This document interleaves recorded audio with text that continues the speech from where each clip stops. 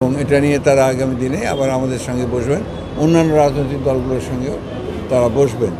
তো 6টা কমিশন হয়েছে, এই 6টা কমিশনে আমরা আমাদের মতামত দিয়েছি, এরপরে সেগুলো নিয়ে আলোচনা হবে এবং যেটা কথা আছে সেটা হচ্ছে যে যেগুলোতে কনসেনসাস হবে, মতের ঐক্য হবে, সেগুলো সামনে নিয়ে আপনার নির্বাচন হবে এবং সেই নির্বাচনের পরে আপনার তারা আগেই একটা আপনার চার্টার অফ রিফর্মস একটা তৈরি হবে, সেটা একটাই আপনার রাজনৈতিক দলগুলো স্বাক্ষর করবে এবং যারা নির্বাচিত হবেন তারা সেই সংস্কারগুলোকে তারা ইমপ্লিমেন্ট করবে।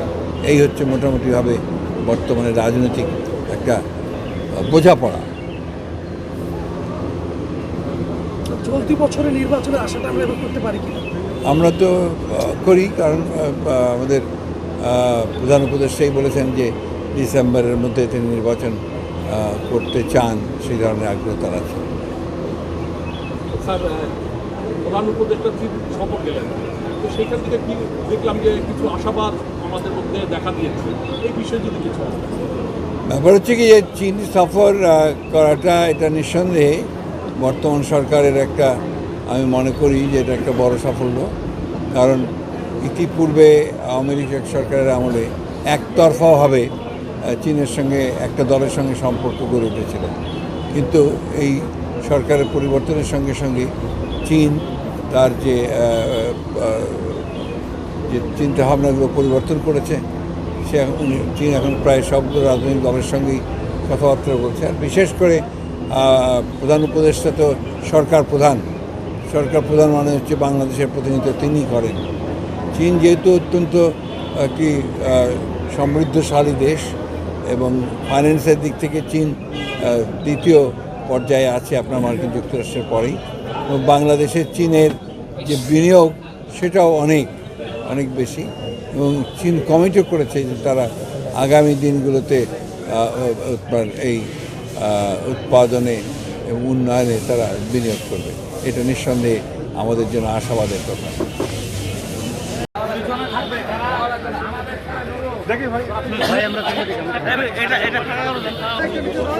ভাই সামনে থেকে সরেন।